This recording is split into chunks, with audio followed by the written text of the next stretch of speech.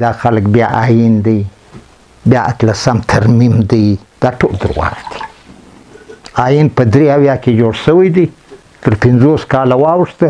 د دغه آیین په موجودګي کې زموږ لوټ 100 ګونه زیاته شوی دی، کم شوی نه دی. هلته په آیین کې لیکلي شوي دي چې وسایل به د قومو خپل وي، خو عمل کې یو شی نشته. دلته موږ کله پوځي حکومت راشي نو موږ غوږ ته ګوتې واچوو، جمهوریت پاکستان جمهوریت. موږ خو که فوجیان وي پر حکمراني، که پارلیمنټ وي، زموږ مرګ چالان دی. نه په مارشلا کې درېدلی دی، نه په جمهوریت کې درېدلی دی. زه که د پاکستان جمهوریت یم پکې مرم، زما نیستي جمهوریت نه لرې کوي. که بیا د جرنیل حکومت یم زه پکې مرم، ما ته یې فرق نشته.